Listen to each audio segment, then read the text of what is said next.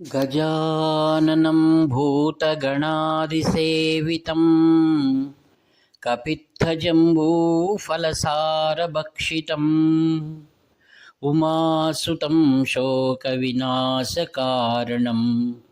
नमामि विघ्नेश्वरपादपङ्कजम्। श्रुतिस्मृतिपुराणानाम् आलयं करुणालयम् नमामि भगवत्पादशङ्करं लोकशङ्करम्। अपारकरुणासिन्धुं ज्ञानदं शान्तरूपिणं श्रीचन्द्रशेखरगुरुं प्रणतोऽस्मि मुदान्वहम्। देवे देहे च देशे च भक्त्यारोग्यसुखप्रदम् बुधपामरसंसेव्यं तं श्रीजयेन्द्रं नमाम्यहम्।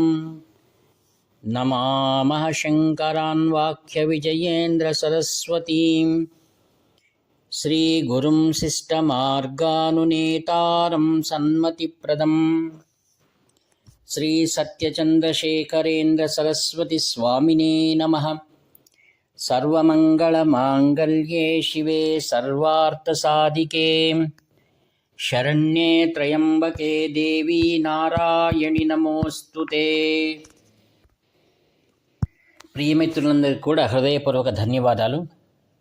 ఆత్మీయులారా, మనం మహాత్ములు అనే శీర్షిక కింద అనేకమైనటువంటి మహాత్ములు, నాకు పరిచయం ఉన్న వారందరి విషయాలు కూడా మీకు అందించడానికి ప్రయత్నిస్తున్నాను. 1979లో అక్టోబర్ మాసం నాకు వివాహమైంది. అయిన తర్వాత అత్తగారింటికి వెళ్ళాను. అంటే నాది హోస్పేట్. వెళ్ళాలి అంటే ఇటు అనంతపురం నుంచి కదిరి వెళ్ళాలి. ఇవన్నీ మాకు తెలిసిన ప్రాంతాలే. నాది పుట్టుక కూడా ఉరవకొండ దగ్గర చాబాల అనే గ్రామం. అయితే విద్యాభ్యాసం కోసం 1960లోనే కర్ణాటక ప్రాంతానికి వచ్చాం. హోస్పేట్లో ఇక్కడ స్థిర నివాసం మాది. వివాహం అయిన తర్వాత మా అత్తగారింటికి వెళ్ళి తిరిగి వస్తున్నప్పుడు నా భార్య ఏమందంటే, నాకు అర్ధ తలనొప్పి ఒకటి, రెండవది బస్సులో కూర్చున్నట్టే నాకు వామిటింగ్స్ అవుతాయని చెప్పిందనమాట.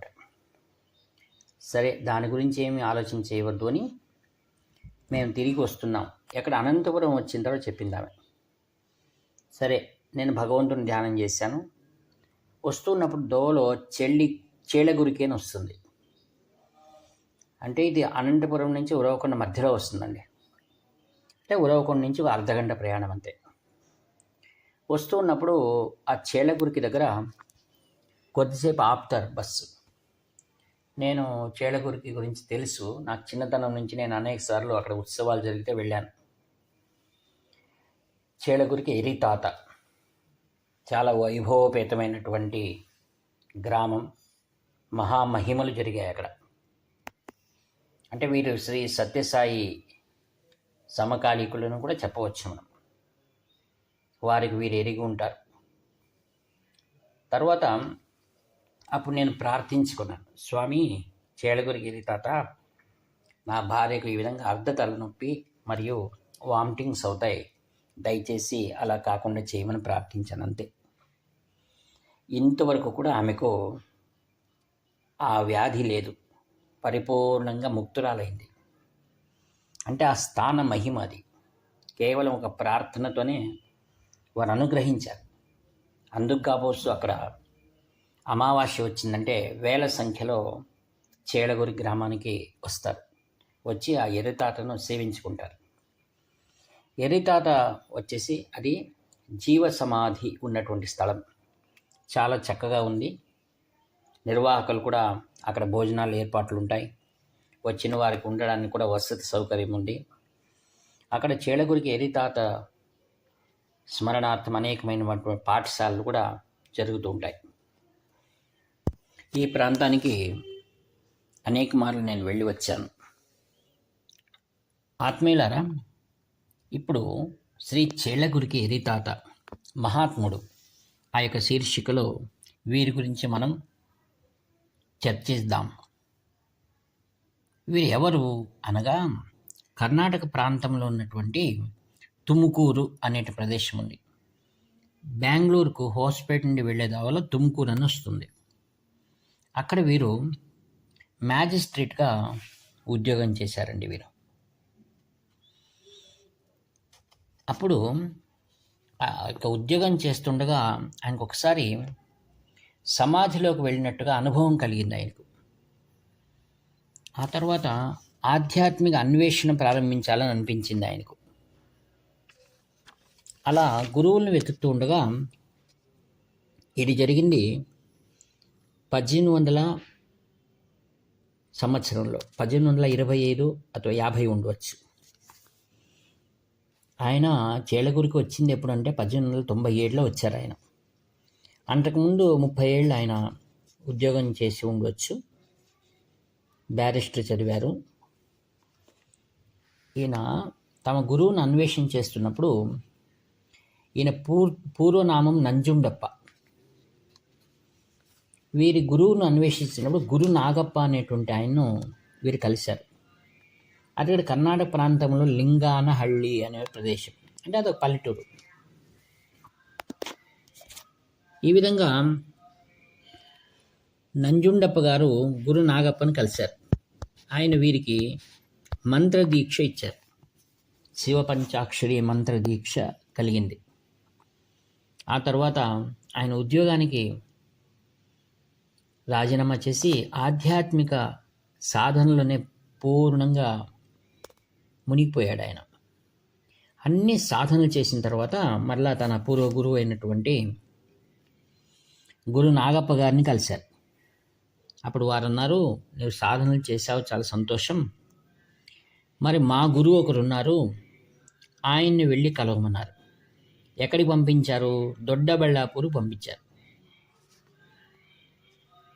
దొడ్డబళ్ళాపూర్లో గంగనార్య అని ఉన్నారు ఒక ఆయన. దొడ్డబళ్ళాపూర్లో శ్రీ గంగనార్య గురువు గారు నంజుండప్పను అనేకమైనటువంటి సాధనలకు అనుకూలం చేసి వాటిలో అత్యధిక పరిణితిని సాధించాడు ఆయన. ఆ తర్వాత తనను మిమ్మల్ని శిష్యులుగా స్వీకరించమని ఎంతో ప్రార్థించారు. నాకు ఒక యోగనామం ఇవ్వాల్సిందిగా ప్రార్థించాడు. అప్పుడు ఆయన ఒక పరీక్ష పెట్టారు ఆయనకు. ఏమిటనగా, నీవు వివస్త్రుడై ఈ దొడ్డబళ్ళాపురంలో ఒకసారి సంచరించి రమ్మని చెప్పారు. చూడండి, ఆయన మ్యాజిస్ట్రేట్గా ఉద్యోగం చేసి సాధనలు చేసుకున్నటువంటి అంత గొప్ప వ్యక్తి. ఆ పరిసరాలు అందరికీ తెలుసు ఆయన ఒక మ్యాజిస్ట్రేట్ అని. ఆ కాలంలో మ్యాజిస్ట్రేట్ అంటే ఎంత పేరు, ఎంత ఇది మనందరికీ తెలిసి వస్తుంది.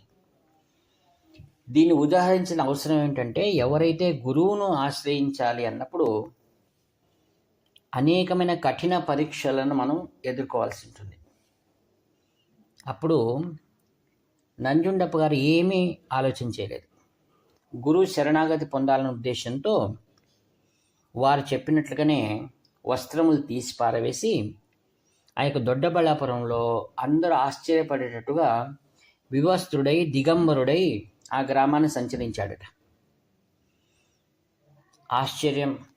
తర్వాత గురువుగారు, నీవు ఈ పరీక్షలో నెగ్గావు అనగా దేహాభిమానాన్ని నీవు గెలిచావు, అంటే పరిపూర్ణంగా వైరాగ్యం నీలో వచ్చింది అని ఆయనకు ఆశీర్వదించి నిరంజన అనేటువంటి యోగనామాన్ని ఇచ్చారండి. అక్కడి నుండి ఆయన తన గురువు ఆదేశం ప్రకారం ఏదైనా కుగ్రామంలో ఉండి ఈ యొక్క సాధనలను మరియు ఈశ్వరుని యొక్క సత్యత్వాన్ని ప్రకటించమని చెప్పగానే ఆయన ఒక్కొక్క గ్రామాన్ని అలా సంచరిస్తూ కొన్ని రోజులు చేళ్లగురికి అనేటువంటి ప్రాంతానికి వచ్చారండి. ఆయన చేళ్లగురికి వచ్చినప్పుడు ఆయనది ఎప్పుడొచ్చారు? 1897లో వచ్చారు ఆయన. ఇంకా అప్పటికి మనకు స్వతంత్రం రాలేదు. 1897లో ఈయన ఆ చెళగురికి దగ్గర మనకి ఇప్పుడు కనిపిస్తుంది, పక్కనే ఉంది మల్లప్ప కొండ అని. దానిపైన ఆయన దిగంబరుడుగా ఉన్నారు. అక్కడి ప్రజలందరూ కూడా భక్తులు కొంతమంది భీమన్ గౌడ, ఊలూరు దొడ్డప్ప, మిగతా భక్తులందరూ కలిసి ఎవరో ఒక వ్యక్తి ఇక్కడ వచ్చి కూర్చున్నారు కదా అని ఆయన మౌనంగా ఉండేవారు. గ్రామ ప్రజలు కొందరందరూ వెళ్ళి ఆయన్ను, స్వామి కొండపై నీకు ఎవరు ఆహారం ఇస్తారు, ఇక్కడెందుకు కూర్చున్నావు, గ్రామంలోకి రండి అని పిలిచారు. ఆయన ఒక్క పల్లెత్తు మాట్లాడలేదు. ఇంకా వారు చాలా తొందరగా చేయగానే ఒకసారి బిగ్గరగా ఏదో గుర ధ్వని చేశారు. ఇంకా ఆ యొక్క శబ్దానికి వారందరూ భయపడి వచ్చేశారు. ఆ విధంగా మరునాడు వరకు కూడా వివస్త్రుడిగా ఆ ఎవ్వరు లేని ఏకాంతంలో, ఎంత ఎండలుంటాయి రాయలసీమలో, ఆ ఎండలకు భరించుకుంటూ అక్కడే ఉన్నారట. ఒక చెట్టు లేదు, చేమ లేదు, ఏం లేదు, కొండపైన. ఇది గ్రామ ప్రజల్లో పెద్ద సమస్యగా మారింది.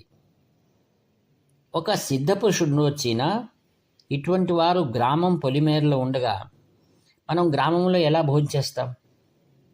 ఇది ఉండడం సరికాదు. ఆయన దైవ సమానం, ఎలాగైనా బలవంతంగానైనా ఆయన గ్రామంలోకి తీసుకురావాలని పెద్దలను నిర్ణయించి అక్కడికి వెళ్ళి మరలా ప్రయత్నం చేశారు. ఆయన వినలేదు. అప్పుడు ఏం చేశారు, వారందరూ బలవంతంగా ఎత్తుకొని వచ్చి ఒక చిన్న గుడిసె కట్టి ఆయన దాంట్లో కూర్చోబెట్టారు. తర్వాత అక్కడనే ఆయన ఎక్కడ పోకూడదని ఏం చేశారంటే, ఎండాకాలం కదా, వచ్చిన వారందరికీ కూడా దాహార్తి తీర్చడానికి యువకులను కొందరు అక్కడ పెట్టి అందరు నీళ్ళు ఇవ్వండి అని చెప్పారు. ఆ తర్వాత కొన్ని రోజులకు ఆయన అక్కడ దగ్గర ఉండేటువంటి శివాలయంలో వెళ్ళి ఉండేవారు. ఆయన తర్వాత ఆయన ఏం చేసేవారు, విచిత్రంగా తనకు ఎవరైనా తెలిసిన వారు పరిచయస్తులుగా కనిపిస్తే వారి ఇండ్లకు ఆయన వెళ్ళేవారు. ఆశ్చర్యం ఏమిటంటే ఆ సమయంలో కాలరా వచ్చింది. దాదాపుగా 300 మంది ఆ పరిసరాల్లో ప్రాణాలు కోల్పోయారు. ఈయన ఏం చేసేవారు, ఆ శివాలయం కూడా వదిలేసి అక్కడ వెళ్ళి ఆ యొక్క శ్మశానంలో ఎవరినైతే పూడ్చిపెట్టారు కదా అక్కడ ఆయన ఒంటరిగా కూర్చొని ఏదో గొనుగుతూ కూర్చునేవాడట. మరి ఆయన ఎందుకు అలా కూర్చునేవారో, అది అవధూత స్థితినా ఎవరికి అర్థమయ్యేది కాదు. కొన్ని రోజులు స్నానం లేకుండా ఉండేవాడు. తనకి ఇష్టం వచ్చిన చోట వెళ్ళేవారు. ఎక్కడో చెట్టు కిందనో ఏదైనా గుడిలోనో కనపడేవారు. చాలామంది గ్రామంలో ఈయన పిచ్చి మనిషి ఉండవచ్చు అని అనుకుంటున్నారనమాట. ఆయన ఏం చేసేవారు, కూర్చుని ఒక్కొక్కసారి దగ్గర ఉన్నటువంటి గులకరాయి తీసి ఎవరి ఇంటిపైన ఆయన వేసేవారట. ఎవరి ఇంటిపైన ఆయన వేస్తారో వాళ్ళ ఇంట్లో ఒకరో ఇద్దరో కాలరా వల్ల మరణించేవారు. ఎవరి ఇంటిపైన పడదో వాళ్ళ ఇంటి కలరా సోకేది కాదు. ఒకసారి ఆ కాలరా వచ్చింది, ఈయన పిచ్చివాడు కాదు, దైవ సమానం అనుకొని ఒక ఆమె కుటుంబం అంతా, పిల్లలు అందరూ ఉన్నారు, నా కుటుంబాన్ని నీవే కాపాడాలని వచ్చి ఆయన శివాలయంలో కూర్చుని ఉండగా ఆమె వచ్చి ప్రార్థించింది. అప్పుడు ఏం చేశారు, ఆయన బలవంతంగా ఆమె నేలపైన గుద్ది ఆ శివుడికి దండం పెట్టు అన్నాడు. సరే అని ఆమె బలవంతంగానే ఏడుస్తూ హరహర మహాదేవ అనుకుంటూ పరమేశ్వరుని ప్రార్థించింది. ఆత్మీయులారా, ఆశ్చర్యం ఏంటంటే వారి ఇంట్లో కలరా వలన ఒక్కరు కూడా మరణించలేదు.